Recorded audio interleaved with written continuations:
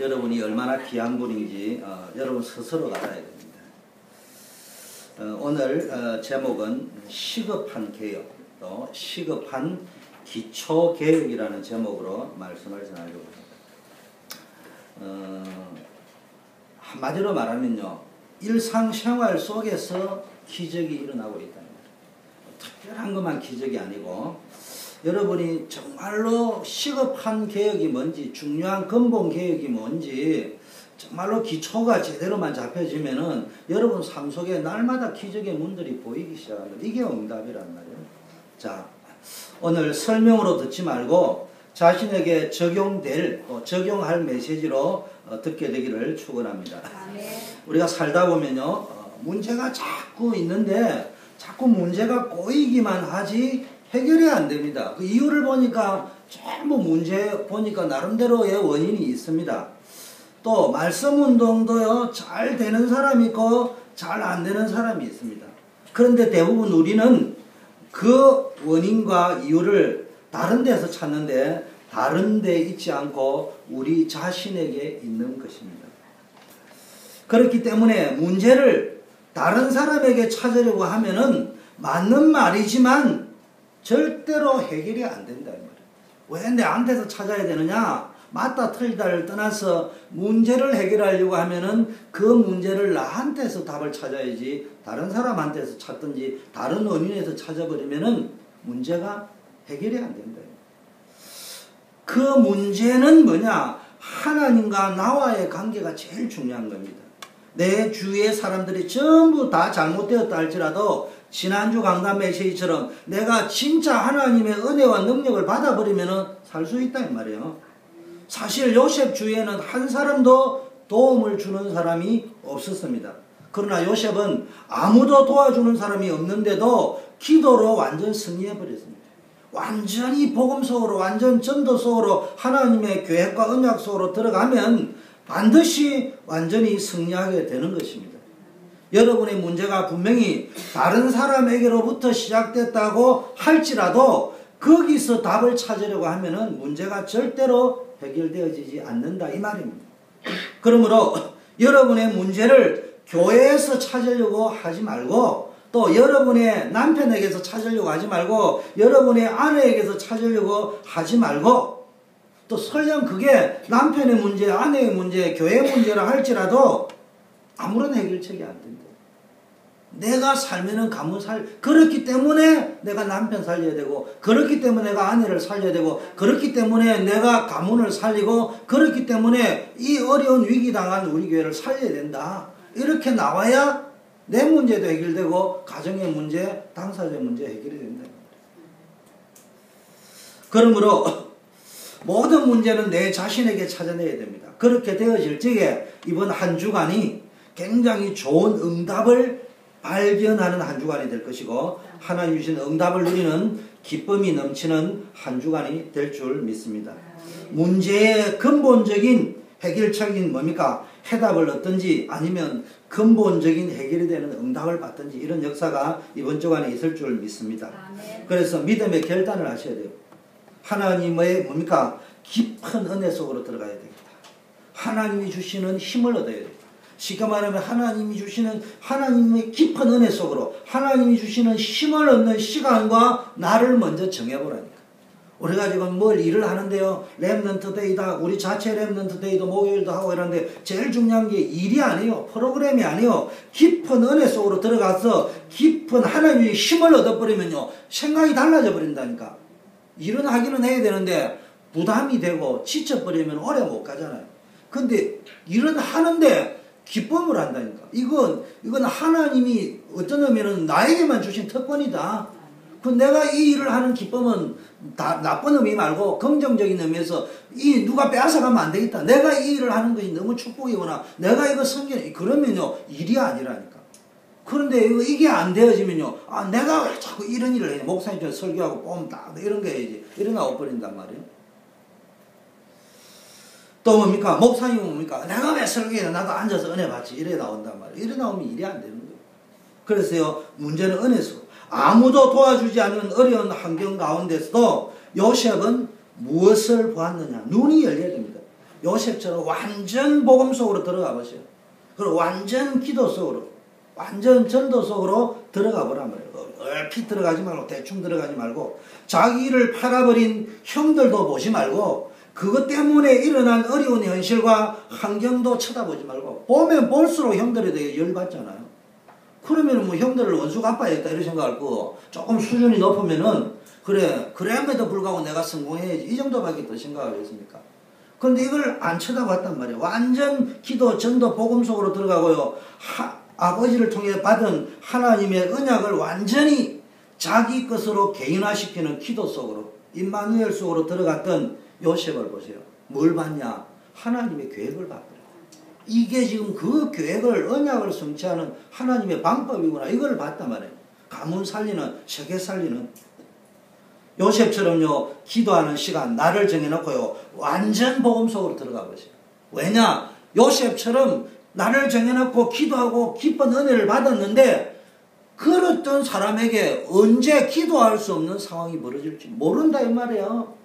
그런데 이 체질이 되어 있던 사람은 전혀 기도할 수 없는 상황이 되었는데, 도 불구하고 임마누엘이 그러죠. 평소에 이게 안 된 사람이 갑자기 될 리가 없다. 큰 교회를 아무리 다녀도요, 어느 날 사막 한 군데 던져질 때가 있다니까. 그때 기도가 되느냐 이 말이요. 그때 예배가 되느냐 이 말이요. 그때 전도가 되느냐 이 말이요. 그게 안 되잖아요. 다시 큰 데로 가야 돼. 그때 뭐 되는 대로 가야 돼. 그건 아니라. 언제까지 우리가 좋은 교회에 있습니까? 언제까지 좋은 환경에 기도하겠습니까? 평소에 그 환경에 있을 때 내 것으로 만들고 나면은 내 인생에 나를 통하여 하나님이 진짜 세계보고 말하면 고난 속으로 몰아넣는 때가 반드시 오는데, 용광로 속으로 넣는 때가 오는데, 그때 기도 되느냐 이 말이에요. 그때 예배 되느냐 이 말이에요. 맨날 시험 들고 있잖아요. 그래 누구 탓 남편 탓 아내 탓 교회 탓 목사 탓 장로님 탓 권사님 탓 이래 다 들어가잖아요. 그거는 그동안에 했던 기도가 완전히 쏙 앉아 있었다는 이야기예요. 어려운 현실과 환경만 쳐다보면은 자신의 환경 앞에서 마음이 무너지고 생각이 무너지고, 자기를 어렵게 만든 대상자들과 이런 사실을 몰라주는 사회나 교회 공동체에 대해서 적개심을 품게 되어져 있습니다. 편하게 품거나 편하게 품으면 공격 성향이고, 표 안 나게 품으면 우울증, 조울증입니다. 분노, 상처에 잡혀 있으면은 아무리 훌륭한 사람이라도 뭡니까? 하나님이 자기에게 어마어마한 비전을 줬는데 그 꿈을 못 본다니까. 그 비전이 안 보인다니까. 그냥 희망사항만 있는 거예요. 알고 보면은 욕심이라 이 말이에요. 기껏해야 내가 반드시 성공하면 두고 보라는 식으로. 무조건 수단 방법 안 가리고 일단 성공하고 힘 가진 사람 되고 보자. 그래서 열심히 살았는데 자기는 성공은 했는지 모르지만 육신이 병들거나 마음이 합병으로 건강도 잃고 모든 것을 잃어버리고 불행한 삶을 사는 사람을 저는 많이 보았습니다. 우리는 나를 그토록 어려운 환경으로 들어가게 만든 사람도 진정으로 용서하고 살려내야 됩니다. 요셉이 그랬어요. 어떻게 했습니까? 완전 전도, 생명 살리는 속으로 들어갔단 말이에요. 요셉이 하나님 주신 꿈이 뭡니까? 바로 이 고난을 당하면서 형들에게 뭡니까? 억울한 일을 당하면서 뭘 찾았냐? 그 꿈이 나만을 위한 꿈이 아니고 가문 살리라는 꿈이었구나. 교회 살리라는 꿈이었구나. 세상 살리고 생명 살리는 사명과 어마어마한 이 축복을 나에게 하나님이 주신 것이구나. 이걸 알았습니다. 자신에게 당한 모든 어려운 문제들이 이 생명 살리는 전도와 선교의 세계복음화의 축복을 성취하기 위한 과정이라는 것을 눈치챘다 이 말이에요. 저와 여러분도 특히 우리 렘넌트들 이게 되어져요. 왜 모든 문제를 먼저 자기 자신에게 찾아야 되는 줄 압니까? 모든 문제는 눈에 보이는 문제라면 거기서 찾으면 되는데, 모든 문제의 배경에는 영적인 것이 있어요. 그럼 무엇 때문에 그런 문제가 풀리지 않느냐 하는 것을 세상적인 거, 인간관계적으로만 보지 말고 심리적으로만 보지 말고 영적인 문제를 가지고 풀어야 됩니다. 그래서 우리가 문제를 푸는 시작이 굉장히 중요합니다. 시작이 틀리면은 과정이 대충 맞을 수도 있는데 어느 날 하면 틀리게 되겠다.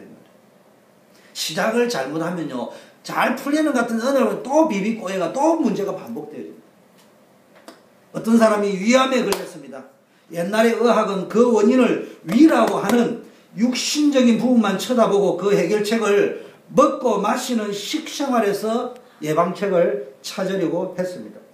그러나 의학이 발달하면서 근대의학에서는 위암의 가장 중요한 발병 원인을 단순히 먹고 마시는 육신의 문제, 식생활의 문제가 아니라 인간의 마음과 생각, 곧 스트레스가 주 원인이라고 진단을 하고 위암의 예방과 근본 해결책을 인간의 마음을 다스리는 것, 스트레스를 다스리는 것에서 찾는 시도가 진행되어 왔습니다. 인간에는 마음과 생각이라고 하는 보이지 않는 부분이 있기 때문에 이 부분에서 발생한 보이지 않는 현상이 눈에 보이는 육체 위라는 것에 영향을 줘서 병이 들기도 하고 병을 빨리 낫게도 한다 이 말이에요. 마찬가지로 인간에게는 마음과 생각보다 더 깊은 곳에 영적인 영혼이라는 부분이 있기 때문에 그 영혼의 부분에 영적인 부분에서 발생한 보이지 않는 근본적인 부분들이 인간의 마음과 생각에 영향을 주고 궁극적으로는 결과적으로는 육체까지 영향을 주게 된다. 대한민국의 경제가 몰락의 위기를 당한 적이 있습니다. 여러분 잘 알잖아요. 이것을 우리는 흔히 IMF 위기라고 합니다. 쉽게 말하면 한국이 스스로 한국의 경제를 움직일 수 없는 지경이 되어서 IMF라고 하는 단체가 한국의 경제를 운영할 수밖에 없는 국가 부도 사태의 위기를 겪었던 시기를 말합니다. 그동안 쌓여왔던 여러 가지 보이지 않는 근본적인 문제가 쌓이고 쌓여서 그런 사태가 터졌겠지만 그 위기의 촉발은 한국의 유명한 철강회사 그룹의 부도 사태 때문에 촉발이 되어서 국가 전체가 비상사태로 연결이 돼요. 이분이 역술인을 달고 다녔는데 잠도 못 자고 한국의 대재벌이 5대 재벌 안에 들어간 재벌이 그 크고 좋은 방을 놓아두고 문간방에서 잠을 잤다고 합니다. 왜냐? 역술인이 거기서 자야 된다고 해요. 철강산업도 이분은 원래 철강산업을 하는 그룹이 아니에요. 토목사업을 하는 그룹이었는데 철강사업도 할 줄 모르는데 역술인이 하라고 해가지고 자기의 원래 기업보다 몇 배나 자본 규모가 더 큰 철강기업 동국제강 이런 거 인수해가지고 무리하게 투자를 인수해가지고 전국과 세계를 놀라게 할 부도를 내버렸습니다. 그 여파가 한국의 IMF의 경제 위기를 초래했는데 무슨 이야기냐? 한국의 한 재벌이 얼핏 보면 힘이 있는데 영적인 문제가 뭔지를 모르고 본인도 모르게 점쟁이 말 들을 수밖에 없을 정도로 영적인 문제에 사로잡혀 버렸는데 자신과 자신의 기업은 물론이고 국가 전체가 부도 위기를 당하는 처지를 겪게 만들었다. 이 같은 원리 속에서 모든 문제들이 영적인 문제에서 시작됩니다. 그렇기 때문에 자꾸 다른 데서 풀려고 하면 풀리지도 않지만 나중에 보면은 자신이 이상한 사람이 되어 있는데도 자신은 모르는 상태까지 빠져들게 되는 거예요. 그 재벌이 본인이 이런 상태에 있다는 걸 알았겠습니까? 자기도 모르게 몰랐는데 다른 사람이 보면 이해가 안 되는 거 아니에요? 하나님이 저와 여러분의 생명을 분명히 주관하시는 줄 믿습니다. 그렇다면 여러분이 하나님 앞에서 여러분이 당한 문제를 잘 풀어내야 됩니다. 그럼 어떻게 해야 되느냐? 시급하게 해결해야 될 게 기초가 지금 무너져 있다. 너무너무 기초가 안 돼. 우리 렘넌트들은 엄마 아버지를 무시하면 안 돼. 그럴 수밖에 없게 살아오셨기 때문에. 그러나 알아야 될 것은 엄마 아버지가 살아왔던 방식대로 살면은 아무리 엄마 아버지보다 100배 열심히 살아도 성공은 할지 모르지만은 똑같은 상황이 옵니다. 차이는 엄마 아버지보다 내가 좀 더 잘 살았다 이거밖에 없어. 엄마 아버지는 공부를 못했는데 나는 대학을 나왔다 그거밖에 없어. 시급한 기초가 뭐냐? 영적인 문제가 뭔지를 가르치고요. 크게 대한 답을 가르칩니다. 특히 어린이들에게 어릴 때부터 영적인 것에 대한 문제와 답을 가르쳐야 됩니다. 그런데 아이들이 교회 오면요, 분위기는 좋지만 실제로 이렇게 중요한 영적인 문제를 건드릴 수 없는 분위기입니다. 어느 교회든지 마찬가지. 착각하고 있을 뿐이지. 특히 이민교회는 잘못 건드렸다가는 난리 납니다. 완벽한 무통 수술을 해야지 조금이라도 아픈 소리 났다 하면 난리 납니다.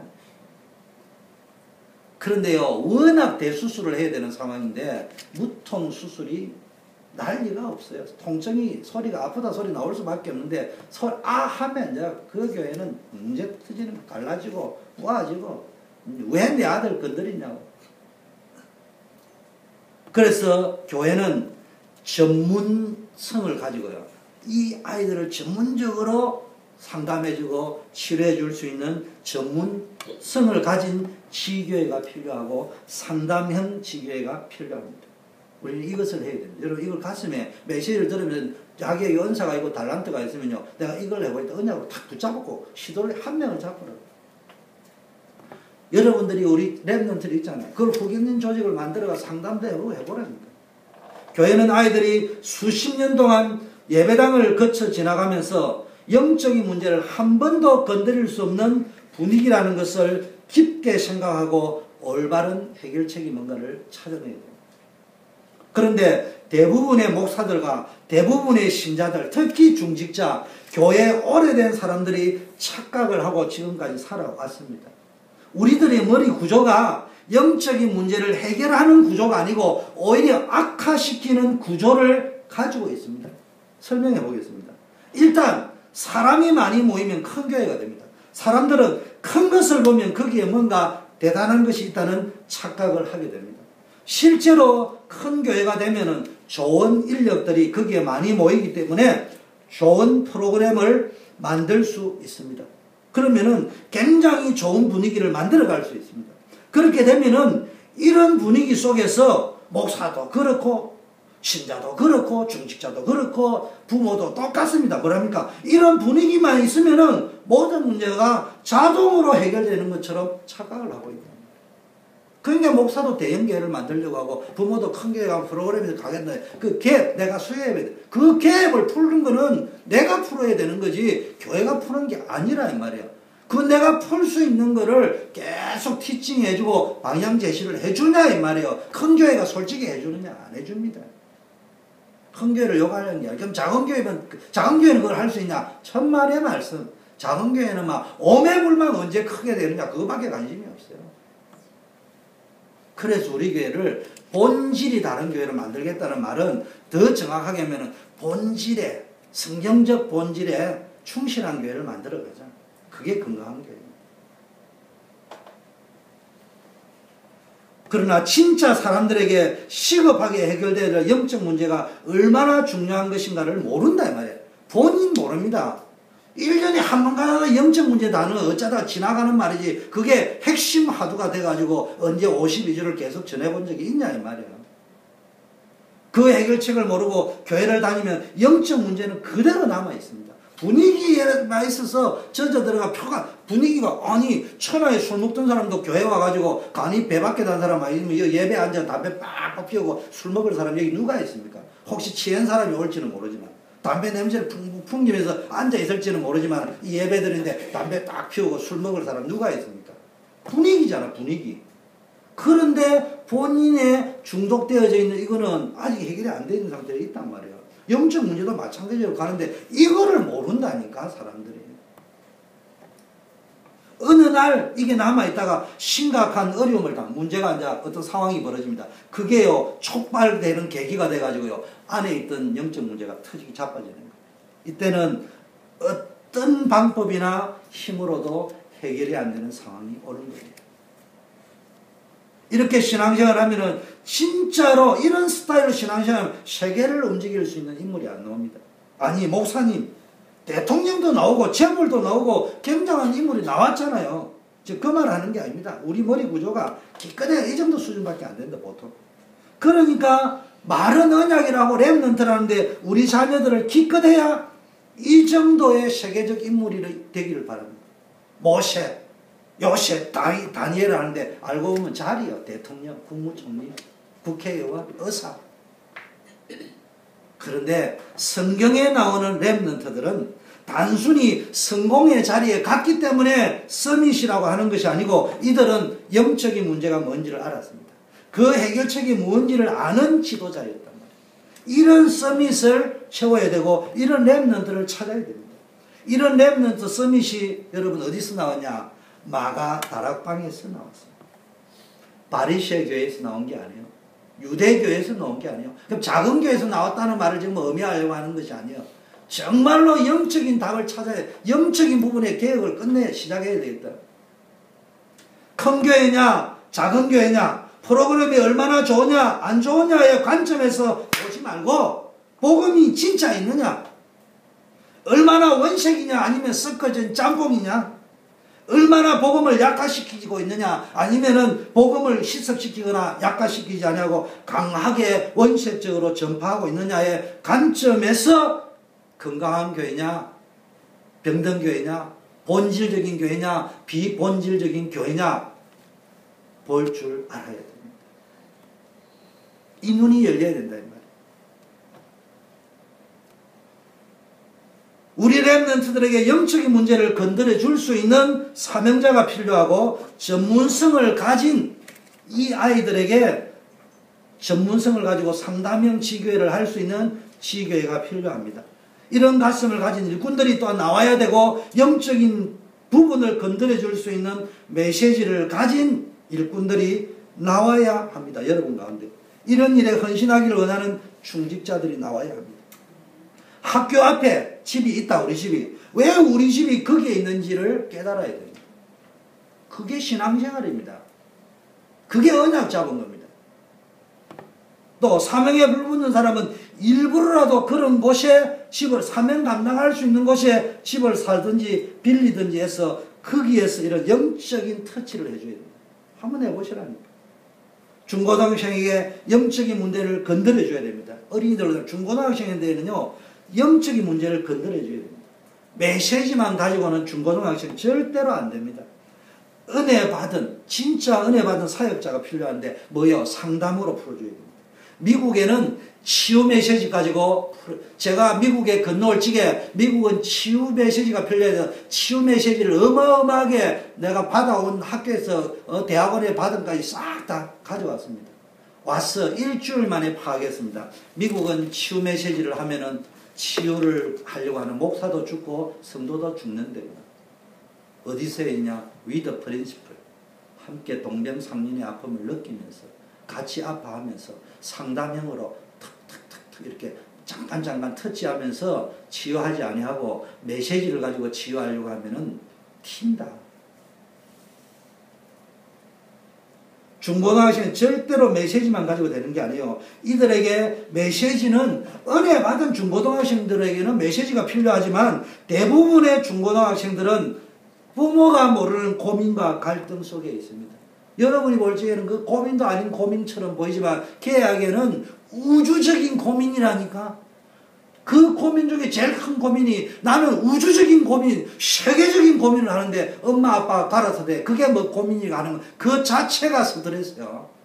마치 저 어디 있는 희원 집사님. 그런 상태로 있다가 이상한 친구나 게임에 빠져서 일평생을 망치는 케이스가 중고등학생들은 비일비재하게 일어나고 있습니다. 부모님들이 이걸 아냐 이 말이야. 중고등학생들에게는 어려움이 있는 사람에게는 상담으로 풀어줘야 됩니다. 그래서 우리 교회 안에 이제 기도팀이 있는데 기도만 하지 말고요. 이거 한 1년 하고 나면 지쳐요.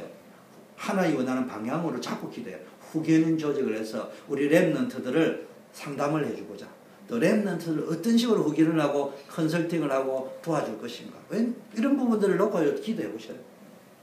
그래가지고 5인 1조를 한번 짜보란 말이에요. 대학 청년에게도 가장 필요한 것이 알고 보면요.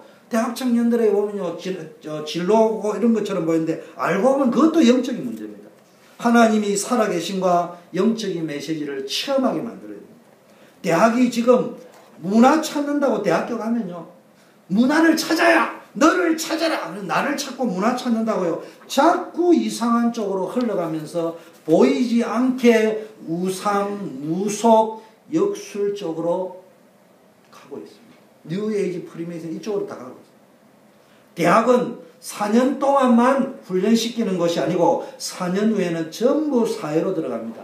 알고 보면 대학이 바로 실질적인 선교사 훈련원이다 이 말이에요.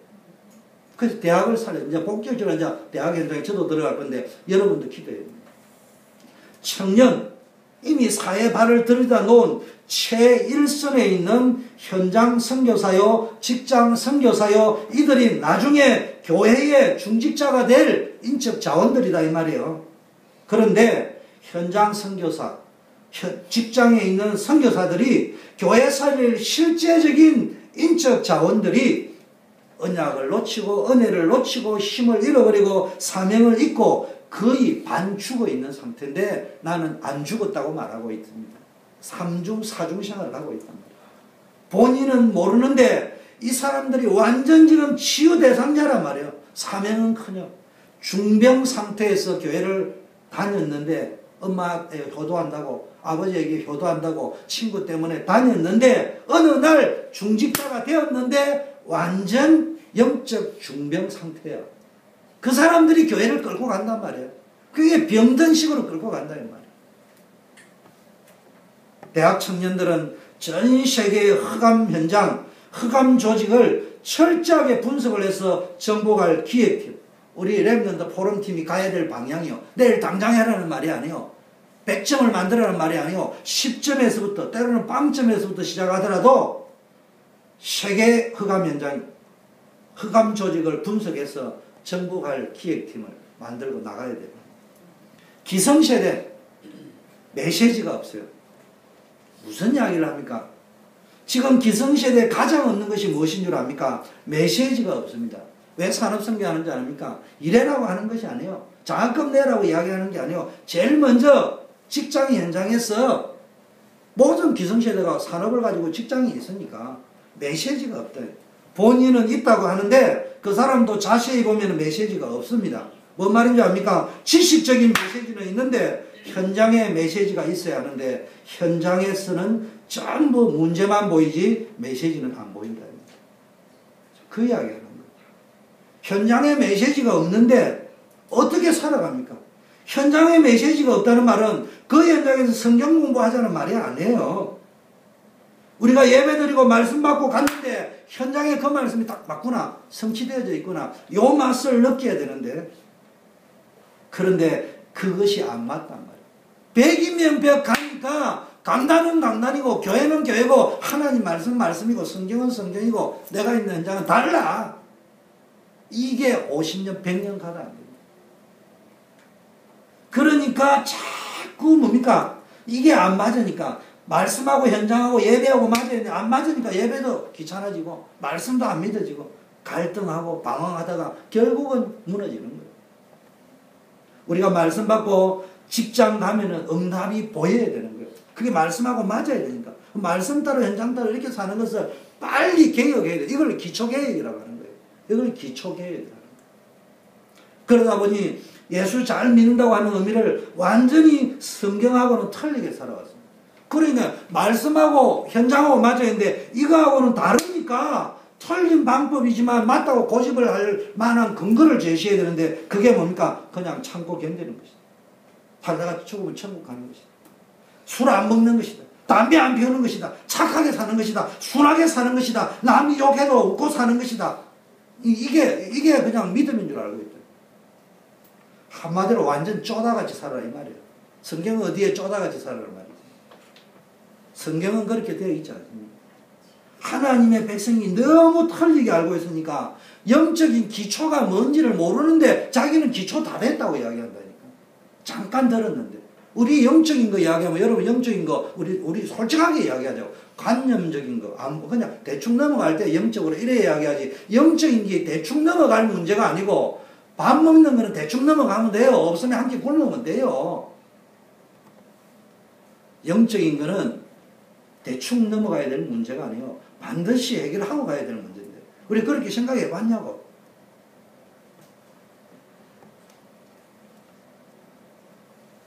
성경은 하나님의 백성은요 복덩어리. 여러분 인사하세요. 당신은 복덩어리입니다. 당신은 복덩어리입니다. 천하 만민이 당신 때문에 복을 받게 될 것입니다. 우리 교인들이 당신 때문에 복을 받을 것입니다. 이게 성경이 그래 되어 있다니까. 그러면 목사님 왜 우리 주변에는 예수 믿는데 어려운 사람이 이래 많습니까? 이렇게 질문할 사람이 있을 거예요. 몰라서 그래요. 몇 가지 내 이유를 대보겠어요. 교회 와서 왜 어려움 당하느냐?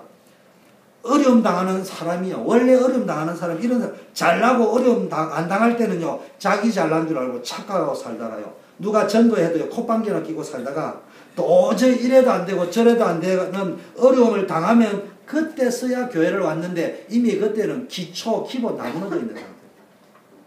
세월은 다 흘러버렸어. 20대 왔으면 고칠 수 있는데 50대에 왔어. 두 번째는요, 교회당, 예배당을 온 것이지 교회에 온 것이 아닙니다. 무슨 말이냐? 다음에 뭡니까? 교회에 와도 교회에 온 것이 아닙니다. 교회당에 들어왔다 나갔다 하는 것이 그 사람의 영적 상태는 교회에 안 올 때의 영적 상태하고 별로, 단지 내가 교회당에 와 있는 거예요. 남이 볼 때는 교회 갔는데 교회당에 왔다 갔다 하고 앉아있는 거지 교회에 온 것이 아닙니다. 교회는 구원받은 하나님의 백성이 구원의 축복을 가진 자들이 만남의 축복을 누리는 것이죠. 교회는 성령인도 받은 사람이 모여서 시대적인 응답을 받는 것이 교회인데 교회를 다녀도 말씀이 귀에 전혀 안 들립니다. 더구나 영적인 메시지는 전혀 이해가 안 됩니다. 빨리 착하게 살아라, 바르게 살아라, 막 이런 이야기 들으면 빡빡 옵니다. 여러분 악하게 살 필요는 없어요. 예수 믿는 사람이 안 믿는 사람보다 착해야지. 아니 근데 그 기본 아니에요. 그거는 가정에서부터 자랄 때부터 기본이지.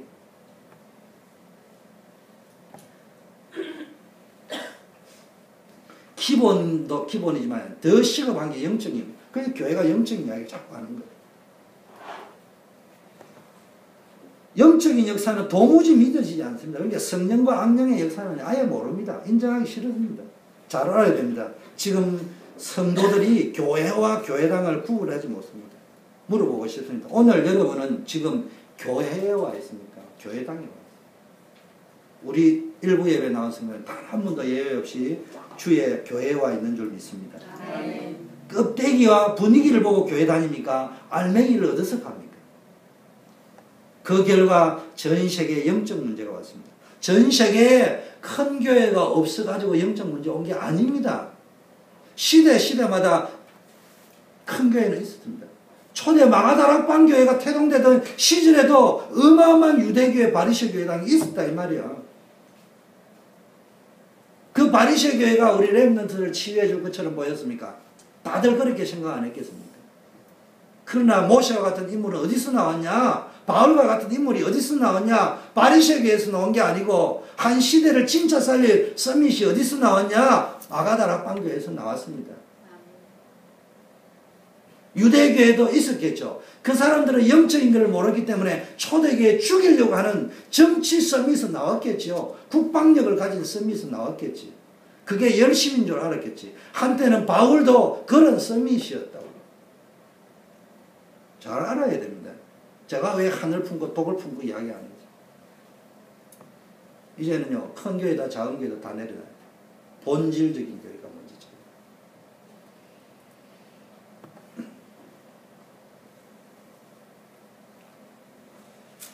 여러분, 전 세계 영적 문제가 와가 세계가 어려움을 당하는데 이거는요, 교회의 책임이고 여러분의 책임입니다. 교회에서 바른 메시지를 주지 않고요. 성도가 바른 메시지를 전달하는 거예요. 이거 하는 걸 개혁이랍니다. 개혁 별거 아니에요. 강단 메시지 바꿔야 돼요. 그게 교회 개혁입니다. 성도들이요, 평소에 전달하는 메시지 바꿔야 돼요. 뭐 착하니, 바르니, 뭐 간정들으니, 은혜되니, 말하니, 뭐 이 연사 말하면 뭐 정가가 10범이었는데 20범인데 뭐가 중요합니까? 메시지, 영적인 거 알아야 됩니다. 지구는 전 세계 영적 문제가 와버려요. 갈수록 지구는 어렵습니다. 이것이 교회의 책임입니다. 교회는 메시지만 바로 주면 돼요. 영적 메시지 주면 됩니다. 쉽게 말해 영적인 부분을 건드려서 개인이 개혁하고 가정이 개혁할 수 있는 메시지를 줘가지고 시급하게 영적 기초를 바꾸도록 만들어줘야 됩니다. 전 세계가 앞으로 점점 어려워질 것입니다. 그렇기 때문에 우리는 이 메시지를 붙잡고요, 기도해야 됩니다. 성도들의 사명을 깨닫고 기도해야 됩니다. 오늘 중요한 말이요 나와 있습니다. 레위 족속 중 한 사람이 가서 레위 여자에게 장가들었다는 말, 이거 굉장히 중요합니다. 일부 예배 때 여기에 모든 것이 다 들어있습니다. 오늘 여러분이 이 말을 깨달아 버리면 중요한 답이 나오는데요. 레위 지파는, 이스라엘은 12지파가 있었는데 그 중에 레위 지파라는 지파가 있었습니다. 이 지파는 농사를 짓지 않았습니다. 레위 지파는 완전히 예배만 드리는 지파입니다. 예배를 전문으로 하고 교회만 섬기고 하나님의 백성을 위하여 기도하는 지파입니다. 예배 중에서 가장 중요한 예배가 양의 피를 뿌리는 것입니다. 예배엔 순수도 많고 종류도 많지만은 그 중에 가장 중요한 것이 뭐냐? 양의 피를 뿌리는 것이에요. 이것이 뭡니까? 그리스도의 십자가, 창세기 3장의 모든 원죄 문제를 해결하는 것입니다. 양의 피를 뿌린다는 것은 창세기 3장의 원죄 문제가 해결되고 사단의 문제, 흑암 저주의 문제가 끝나고 여러분 가문의 문제가 해결되었다는 이야기란 말이에요. 많은 종교들이 뭐냐? 원죄와 자범죄를 구별하지 못하고 있습니다.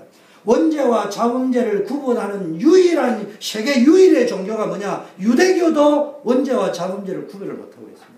오직 개신교만이 원죄와 자범죄를 구별하고 있는데, 현대 대형교회가 되어져 가면서 세속화되면서 교회마저도 원죄와 자범죄를 신학적으로는 구분하는데, 평상시에 전 성도가 퓨전 음식을 먹고 있지, 퓨전 영적 메시지를 듣고 앉아 있는 거지, 정확하게 구분되어져 있는 원죄 문제 해결하는 메시지는 공급을 못 받고 살아왔단 말이야. 인식적으로. 좀 괜찮은 교회는 1년에 부흥회 한번 하면서 이 소리 합니다. 그러므로 영적 문제 해결 안 됩니다. 여러분 자녀들은요, 원죄, 자범죄도 구별 못하는 종교생활 예배당에 다니면서 사회적 상황 속에서 어느 날 여러분 자녀들에게는 이 원죄, 영적 문제 해결이 안 된 상태에서 문제가 딱 터지는데 돌이킬 수 없습니다. 정말 여러분 자녀들이 여러분이 생각하는 그 문제 때문에, 그 사건 때문에 문제가 온 것이 맞다면 그 부분만 제거하면 해결이 되는데, 자범죄와 원죄 문제를 구별을 못하고 살아가는데 어느 날 당연 그 사건, 그 문제 때문에 드러나게 된 것뿐이지, 알고 보면 뿌리는 원죄, 자범죄라면 그만큼 오래되어 왔다는 말이에요. 오래된 영적 문제로부터 왔기 때문에 절대로 치료가 안 돼요. 인간적인 방법 해결이 안 돼요. 미신, 역술이 일어날수록 망하는데요. 역사 이래로 최고로 잘 사는 한국의 영적인 현실, 최강국 미국의 영적 상태를 보면은요, 암담하고 캄캄합니다. 기독교도 미신 믿듯이 믿고 있습니다. 역술인 믿듯이 믿고 있습니다. 그런데 감사한 것은 아직도 이 두 나라가 선교를 제일 많이 하고 있습니다. 선교를 많이 하면 된다 이 말이 아니에요. 어떤 이유인지 모르지만 선교를 하는 국가로 되어 있다는 말은 어마어마한 영적 축복을 지금 조상 때부터 받고 있다는 말인데, 앞으로 한국을 예측할 적에, 미국을 예측할 때 정치 논리, 민족 논리, 국가 논리를 가지고 기독교가, 교회가 왜 세계 선교를 하느냐고 이슈를 가지고 선교를 막는 날이 오는데, 무슨 말이냐? 영적으로 캄캄한 세대가, 이 렘넌트들 이런 거 모르고 자라가지고요, 이 사람들이 그런 주역이 될 수 있다. 이 세대가. 그러면은 지금은 그래도 50대 60대들이 보이지 않게 한국에 있는 사람이 영적인 걸 아는 사람들인데, 지금 20대 30대 모르는 사람들이 40대 50대 60대 내가 대통령 국회를 장악하는 그날, 오늘 잡혀있는 이석기 씨와 같은 일이 벌어진다 이 말이야. 이때 되어지면요, 어떤 일이 벌어집니까? 이 사람들이 한국과 미국과 세계를 다스리는 세계가 오면요, 끔찍합니다. 기독교인들 가운데도 성공한 사회 지도층이 나오겠지만 영적인 것 전혀 모릅니다. 그렇기 때문에 앞으로 일어날 사단의 세력에 막을 힘이 없어요. 그래서 우리가 렘넌트 운동해가지고 이거 아는, 영적인 게 뭔가를 아는 서밋을 렘넌트 찾다 이 말이에요. 첫째는 방송 드라마를 보면요, 완전 무속, 미신, 역술 문화가 장악해 있습니다. 인기, 시청률만 오르면 뭐든지 합니다. 언론, 방송의 사명은 잊은 지 오래입니다. 지금 한국 세계는요, 방송인이 정치인이 되어 있습니다. 정치인이 방송인이 되어져 있습니다. 경제인이 정치인이 되어 있습니다. 정치인이 경제인이 되어 있습니다. 자기의 정치인의 사명, 경제인의 사명, 방송인의 사명을 잊은 지 오래됐습니다. 둘째, 이런 현실을 보면서 교회가 스스로 개혁을 포기하고 종교화되고 교권화되어지고 대형화라는 민영화에 세속화되어 가고 있습니다. 한국이 세계 선교를 주도하는 선도국가의 역할을 한국과 미국이 언제까지 감당할 수 있게 될지 조마조마합니다. 그 말은 선교를 주도하는 국가가 안 되기 때문에 조마조마한 게 아니고 이 말 속에는 뭐가 들어있다고요? 망한다 이 말이에요. 필리핀이 한국보다 잘 살았습니다. 그런데 문제가 왔어요. 전 세계 어린 아이들이 나와가지고 성매매를 합니다. 그런 일이 한국에 미국에 안 일어나는 법이 없어요. 그 이야기를 묻고 내가 좀 끔찍하고 캄캄하다는 거예요. 어쩌면 지금 하지 않으면 영원히 하지 못할 이런 사건이 일어나기도 한다 이 말이에요. 그래서 우리 렘넌트 살려야 됩니다. 1절의 의미는 뭡니까? 무엇 때문에 이 땅에 문제가 왔는가? 이런 문제가 왔는가? 언약을 알고 영적인 비밀을 아는 레위, 예배의 비밀을 아는 남자와 여자가 만났어요. 기도의 비밀, 전도의 비밀, 만남의 비밀을 아는 사람이 만났다 이 말이에요. 이 사람들이 만나서 인물을 낳았는데 그 인물이 누구라고요? 모세라 이 말이에요. 그러므로 우리는 이런 일꾼 렘넌트들을, 내 자식도 마찬가지면 교회도 영적인 내 자식을 놓고 기도하면 기적이 일어납니다. 출애굽기 2장 1절의 비밀을 알면은요 기적이 일어납니다. 레위 남자가 레위 여자에게 장가들었다. 물론 하나님이 모세를 통해 해결했지만 그 시작이 누구로부터 시작되었다고요? 다른 표현으로 하나님이 누구를 붙잡고 출애굽의 대역사를 시작했냐? 모르는 사람이 보면 모세를 잡고 했는데 알고 보면은 언약 잡은 레위 남자 한 사람, 레위 여자 한 사람을 잡고 하나님이 출애굽의 대역사를 시작. 그래서 출애굽기는 1장, 2장이 제일 중요한 거예요. 그런데 제가 여기서 말하는 것은 결혼을 이야기하려고 하는 것이 아닙니다. 언약 잡은 한 사람이, 언약의 중요성을 확실히 알고 있는 사람이 뭡니까? 만남의 축복을 누렸다. 이걸 강조하고 싶어요. 고린도전서 10장 31절에 그러므로 너희가 먹든지 마시든지 무엇을 하든지 하나님의 영광을 위하여 하라는 말씀이 있습니다. 여러분이 이 말이 뭐예요? 여러분이 평상시에 두 사람이 만났다는 말은 뭐예요? 결혼했다는 말이 아니에요. 결혼했다는 말, 우리는 말로 관혼상제, 인간의 일상생활에 있는 대소사를 이야기하는 거예요. 여러분이 평상시에 보편적인 사람들이 생활하는 모든 일상 속에서 언약의 메시지, 영적 메시지를 붙잡고 무엇을 시작할 때 그 평범한 일 속에서 하나님의 대역사가 우리도 모르게 진행이 되고 있다가 나중에 나타나게 된다는 것을 지금 말하고 싶은 거예요. 영적인 문제의 결과를 아는 한 사람이, 우리는 단순히 야곱의 70인 후손들이 애굽에 내려갔다가 요셉을 모르는 왕이 일어나서 이스라엘 민족이 압제를 당하고 노예를 당하게 됐다는 세상적인 원인 규명을 하는 수준에 있으면 안 된다 이 말이에요. 레위 남자가, 레위 여자는 이 문제가 조상 아브라함 때부터 창세기 15장 때부터 시작된 영적 요인, 영적 문제 때문에 시작된 것이라는 것을 아는 한 사람이 영적인 메시지를 가슴에 한으로 붙잡은 한 여자를 만나서 결혼하면서부터 출애굽의 대역사의 작업이 물 밑에서부터 출애굽기 전체의 복선을 깔고 영화와 파노라마가 시작된다는 것을 보여주는 것이 출애굽기 2장이다 이 말이에요.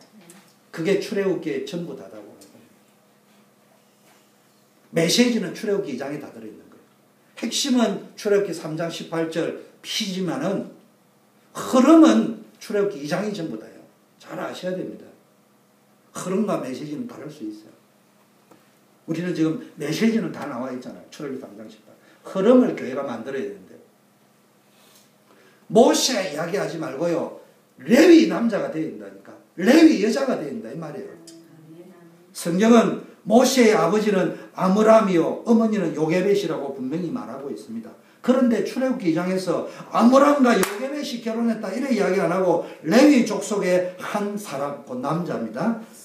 가 레위 여자에게 장가들었지라고 표현한 이유는 단순히 아므람이라는 남자가 요게벳이라는 여자와 결혼했다는 그 이상의 의미를 우리에게 전달하기 위해서 의도적으로 그렇게 기록한 것이 분명하다고 저는 믿습니다. 이 말은 진짜 레위 족속, 진짜 언약의 비밀, 예배 비밀, 기도, 전도의 비밀을 아는 사람이 만났는데 굉장히 중요한 역사예요. 여러분, 초대교회가요, 언약을 아는 사람들이 모였잖아요. 그래서 사도행전 1장 14절에 모임에 모였습니다. 여기서 누가 나왔습니까? 바나바가 나왔어요. 여기서 7 집사가 나왔어요. 여기에 영향과 흐름에서 바울이 꺾이는 역사가 일어났다 이 말이에요. 신약의 모세가 나왔다 이 말이에요. 그럼 뭐 했냐? 여러분이 기도 모임이 얼마나 중요한지 모른다니까. 그냥 기도하지 말고 오늘 뭡니까? 레위 남자와 레위 여자의 만남이 이루어지는 현장이 예배 현장이 기도 현장이고 교회 신앙생활의 현장이다 이 말이에요.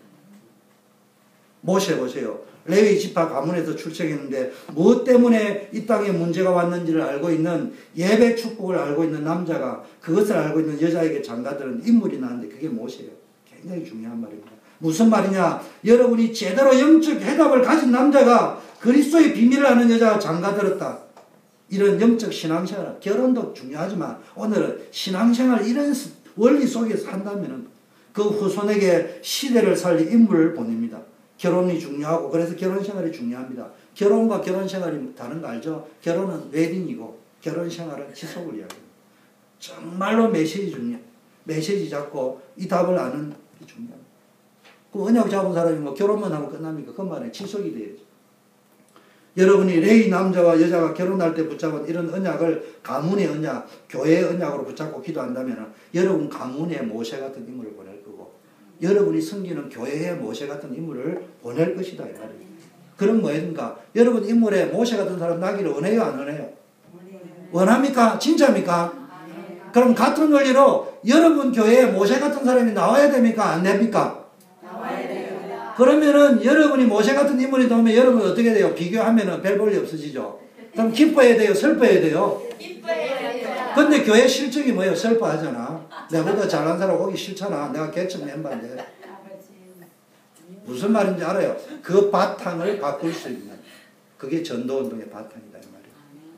모세를 낳기 위해서 시집장가 갔는데 모세가 오니까 죽이려고 해가 되겠냐 이 말이에요.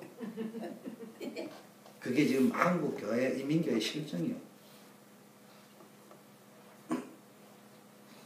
죽이지 않고, 그런데요, 자 보세요. 언약을 붙잡고 기도하니까요, 어떤 일이 벌어졌냐? 산파가요, 기적 중에 기적이요. 산파가 애국 사람입니다.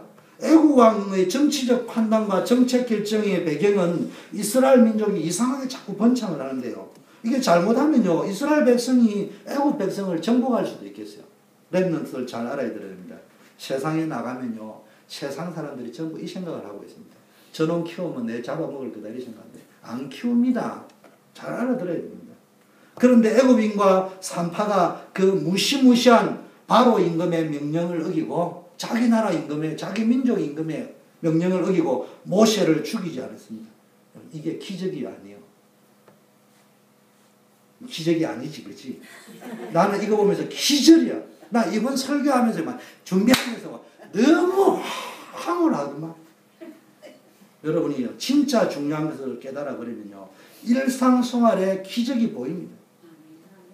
아무리 세상 사람이 여러분을 죽이려고 해도요, 진짜 레위 사람이 되어버리면은 세상이 아무리 이상해도 여러분 승리할 수 있어요. 두 번째, 역청을 바른 삼자에 담아가지고요, 모세를 떠내려 보냈는데요. 그런데 보세요. 모세가 자꾸 오니까 더 이상 지킬 수 없으니까 담아 보내는 결단을 합니다. 여러분, 우리도요, 언젠가는 이 결단을 해야 돼요. 이 결단을 해야 돼요. 이걸 안 하려고 자꾸 든다, 고의적으로.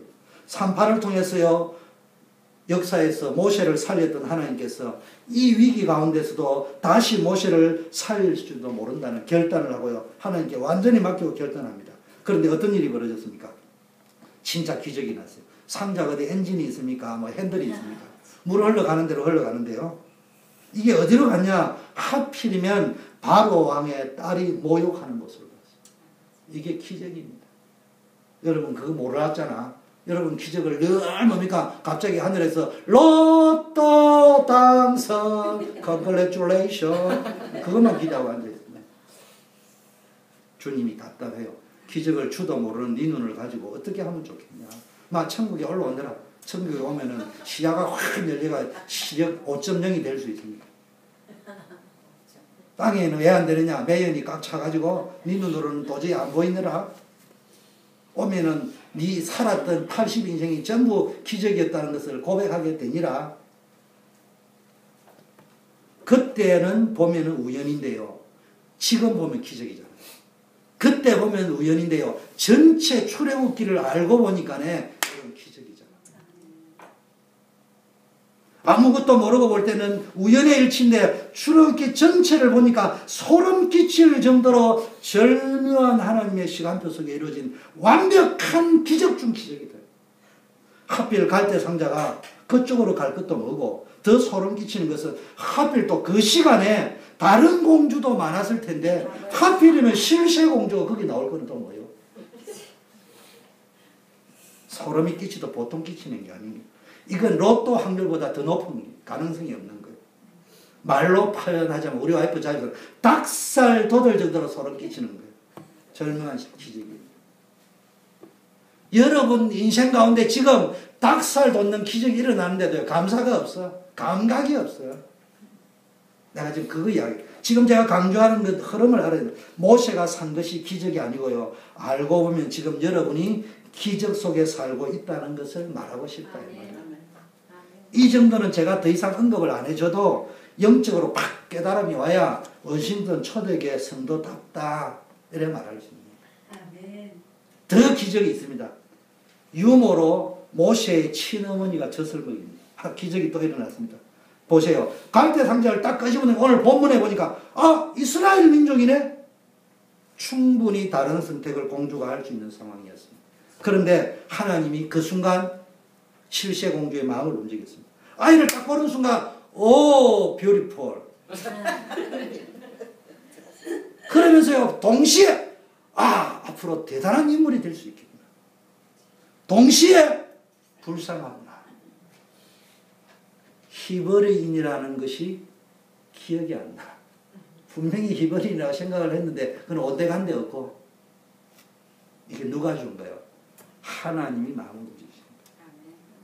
그런데 마음만 가지고는 절대로 안 되는데 왕의 명령을 어기고 이스라엘 남자를 숨겨서 키우든지 공개를 해가 알리가 키우든지 어쨌든 왕궁에서 키우려면 결단을 해야 되는데 실새 중에 실새공주가 아니면 불가능한데 이 실새공주가 이 마음을 갖게 했답니다. 이건요 로또를 스트레이트 5번 10번 맞는 기적 중에 기적이에요. 여러분 이게 진짜 같습니까? 아니면 여러분 담임 목사의 설교용 화려한 수사법 같습니까? 더 말도 안 되는 기적이라는데 모세의 친어머니가 돈 받고 젖을 먹이면서 언약까지 팍팍 심었다.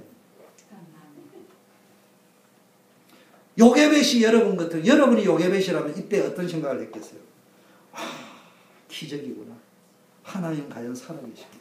언약 잡은 자의 결단과 기도를 절대로 헛되게 하시는 법이 없구나. 앞으로 우리 조상에게 주셨던 그 약속을 반드시 하나님이 성취하시겠구나. 우리 조상들이 말하던 가나안으로 나갈 것이라는 언약은 성취되겠구나. 내가 이 역사에 쓰임받구나. 이런 감동이 물밀듯이 밀려오지 않았겠습니까? 이런 기적 속에 살면서도 요게벳이 기쁨과 감격과 기도와 감사와 물밀처럼 안 왔다고 할 적에 우리는 이걸 뭐라고 한다고요? 영적 문제를 하는 거예요. 완전 영적. 그럼 뭐라고요? 결론은 우리는 완전 영적 문제 그대로 빠져 살았다. 그 말을 하고 싶은 거예요. 빨리 데살로니가 5장 16, 17, 18 해봐요. 일 잘 안 되는 일이 잘 풀리는 것도 은혜고 모르고 있던 사실을 깨닫는 것도 은혜입니다. 그런데 전체를 보는 눈이 열려버리면은 내가 지금 매일 매순간 기적 속에 살고 있구나라는 사실을 깨닫게 되고 보통 은혜 가운데 있는 것이 아니구나를 발견하게 됩니다. 그래서 제가 답답하다는 거예요. 뭐 성경을 100독을 천독 만독을 하면 뭐합니까?